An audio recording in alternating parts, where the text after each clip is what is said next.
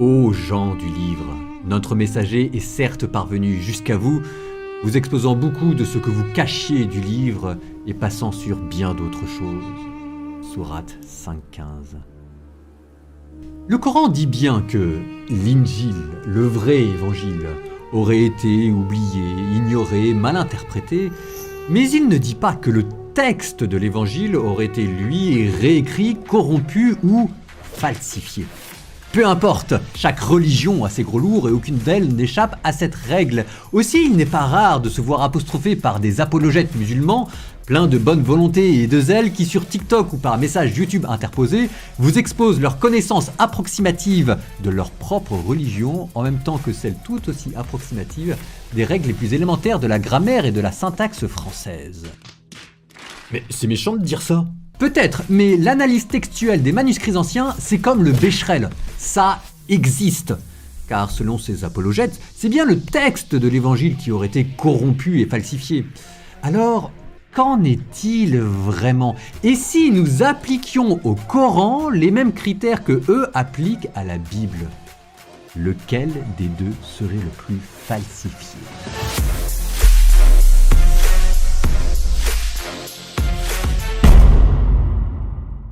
Commençons par l'aspect le plus sulfureux, analyse comparative des versets problématiques qu'il existe dans la Bible, comme dans le Coran. Certains de ces problèmes ont été résolus depuis bien longtemps. Le plus célèbre d'entre eux se trouve très certainement dans la Bible, 1 Jean 5,7, ce que l'on appelle le comma johannique, la parenthèse dans la première lettre de Jean. Il y en a 3 sur terre qui portent témoignage, l'eau, le sang et le souffle. Et il y en a 3 dans le ciel qui rendent témoignage, le Père, le Fils et l'Esprit Saint, la mention explicite de la Trinité. Mais à l'époque de la Renaissance et en étudiant les manuscrits, ce qui d'ailleurs marque l'avènement de la critique textuelle moderne, les exégètes chrétiens se sont aperçus que ce verset était probablement inauthentique et depuis lors, il a été enlevé des éditions bibliques, à l'exception, allez savoir pourquoi, de la King James, la version protestante anglaise. Ce problème ayant été résolu, c'est dorénavant vers d'autres passages plus intrigants que se tourne la critique textuelle biblique. Parmi eux figure par exemple l'épisode de la femme adultère que Jésus refuse de lapider dans l'Évangile selon saint Jean, chapitre 8, un très beau passage, mais qui n'apparaît dans les manuscrits bibliques que vers le 5e, 6e siècle. On pense qu'il s'agit d'un texte venant d'une petite communauté locale, mais étant donné l'importance sociale de ce texte, les grandes communautés ont accepté de le placer à l'intérieur de l'évangile selon saint Jean, duquel il ne faisait pas partie initialement. Autre passage encore plus intrigant, ce que l'on appelle la finale longue de Marc au chapitre 16, où l'évangile selon saint Marc recense les différentes apparitions de Jésus ressuscité, un texte qui n'apparaît pas dans les plus anciens manuscrits.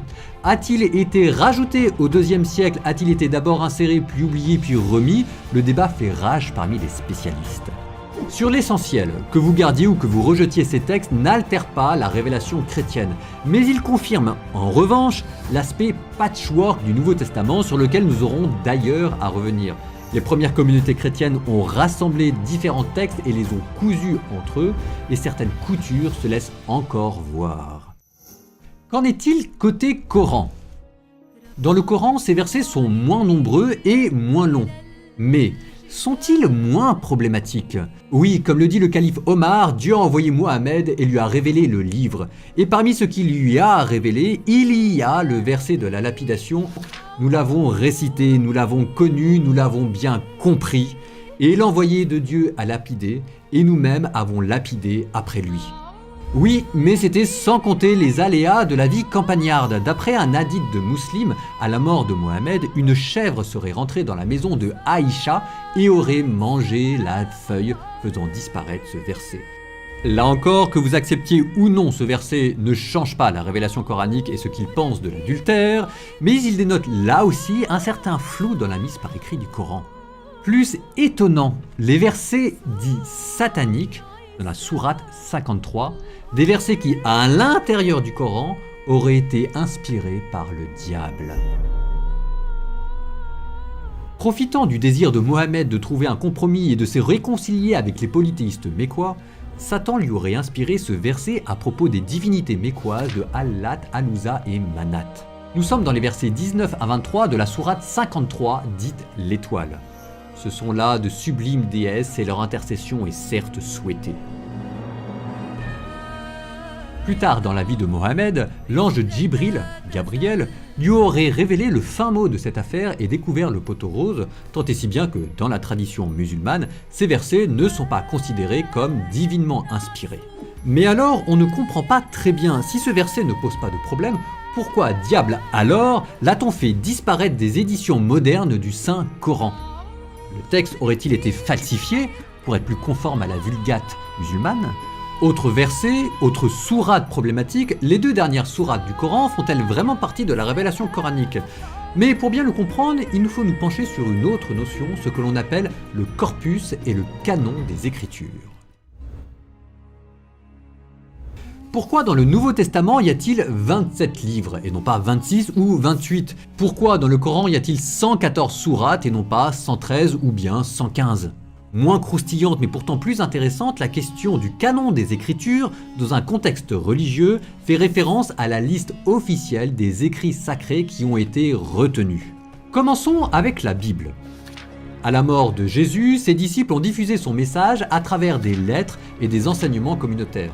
Au fil des temps, un consensus s'est progressivement formé autour de 27 textes considérés comme étant inspirés et faisant autorité. Grâce à l'archéologie, on peut suivre la constitution biblique de ce consensus à travers quelques témoignages allant du IIe siècle, Irénée de Lyon, jusqu'à la fin du IVe siècle. On s'aperçoit ainsi que si certains textes ont été acceptés, par exemple les 4 évangiles, d'autres en revanche ont été refusés, par exemple l'Apocalypse de Pierre. Le point important est le suivant. Faire confiance à la Bible, en réalité, ce n'est pas faire confiance à un livre, mais à la communauté des premiers chrétiens qui a compilé ce livre. Pour les catholiques, cela ne pose pas de problème, eux qui de toute façon refusent l'appellation de religion du livre et qui se réclament d'une communauté, précisément celle des premiers chrétiens. Vous notez aussi les 3 caractéristiques de cette compilation qui a été lente, étalée sur plusieurs siècles, décentralisée, concertation des communautés entre elles, mais aussi transparente puisqu'on a gardé la trace des écrits qui ont été rejetés. Pour la constitution du Coran, ce sera un processus totalement différent. D'après la tradition musulmane, le Coran aurait été donné à un seul prophète, Mohammed, et la révélation s'étend sur une période relativement courte, 23 ans. Au cours de la vie de Mohammed, ses récitations ont été apprises par cœur et mémorisées par ses compagnons, mais il n'y avait pas, du temps de la vie de Mohammed, une version écrite complète et organisée du Coran. Aussi bien, à la mort de celui-ci en 632, le premier calife Abou Bakr ordonne une première compilation du Coran, mais qui n'empêche pas les récitations diverses de se multiplier, tant et si bien que voici la demande qui fut adressée au deuxième calife, Othman. Ô prince des croyants, arrête les musulmans afin qu'ils ne soient sur leurs livres dans un désaccord pareil à celui des juifs et des chrétiens. Othman use alors de son pouvoir de calife pour établir une version officielle du Coran et fait brûler toutes les autres versions qui ne sont pas d'accord avec son texte à lui. C'est cette version dite othmanienne du Coran qui deviendra de nos jours la version classique qui est utilisée. Vous voyez donc que la compilation coranique est par rapport à la compilation biblique totalement différente. C'est un processus rapide, environ une génération, centralisé avec l'autorité du calife, mais opaque avec l'autodafé de toutes les recensions différentes du Coran.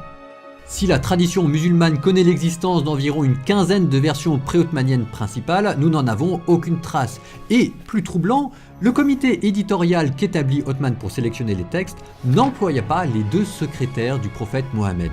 L'un d'entre eux, Abdallah ben Masoud, refusa d'ailleurs toujours de considérer les 2 dernières sourates, la sourate 113 et la sourate 114, comme étant révélées. Alors, que faut-il en penser ? La Bible affiche d'emblée de jeu une complexité et assume le fait qu'il y ait par exemple 4 récits légèrement différents de la vie de Jésus. A l'inverse, le Coran affiche une simplicité mais au prix d'un autodafé. Les enquêteurs de police préféreront toujours travailler avec des témoignages légèrement différents, gage d'authenticité puisque la mémoire n'est pas infaillible, à des récits trop convergents mais qui donneront l'impression d'avoir été retravaillés. Les aspects linguistiques du Coran et de la Bible.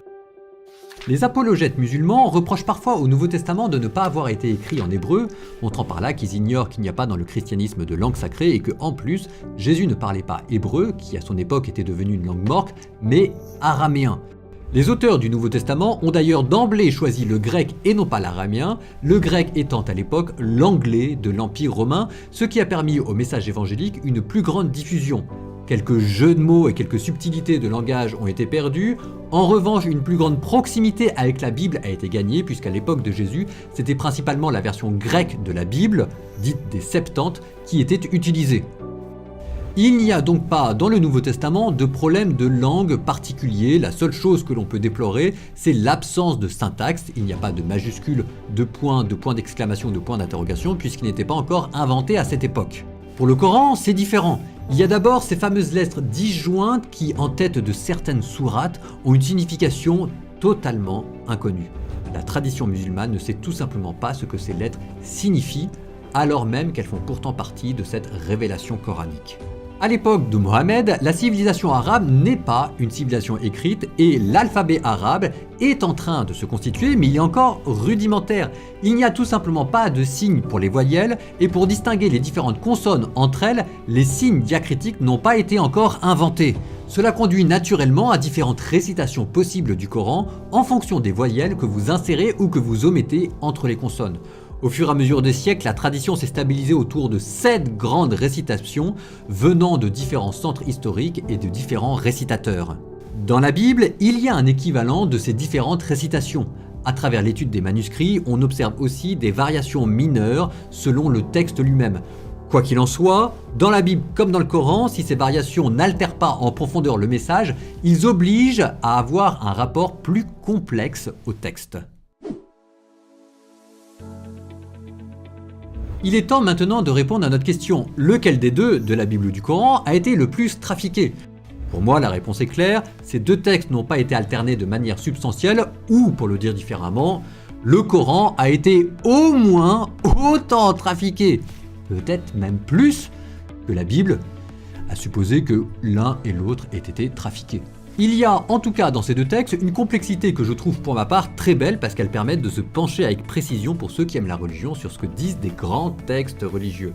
En tout cas, cette complexité, pour le christianisme, ne pose pas d'emblée de difficulté puisque le christianisme refuse l'appellation de religion du livre et l'exactitude à la virgule près du texte pour un chrétien n'a pas beaucoup de signification. Dans le Coran, ces complexités posent davantage de questions puisque le Coran est censé être descendu sous forme de récitation claire et explicite, à moins qu'il ne faille remettre en cause la notion d'infaillibilité, isma, prêtée aux prophètes. Dans les premières générations, le prophète Mohammed était considéré comme un homme, comme les autres, et qu'il ait pu faire l'objet par exemple des ruses du diable ne posait pas de problème particulier. Mais au fur et à mesure des générations, la notion d'isma, d'infaillibilité va évoluer, faisant de Mohammed un personnage saint, infaillible, sans péché. Et le Coran ne pourra plus supporter ni la moindre faute, ni la moindre discordance. Dire le contraire sera considéré comme un blasphème. Et l'on comprend alors que l'idée qu'il y ait dans le Coran une complexité qui soit à elle seule digne d'étude devient en réalité une idée sulfureuse.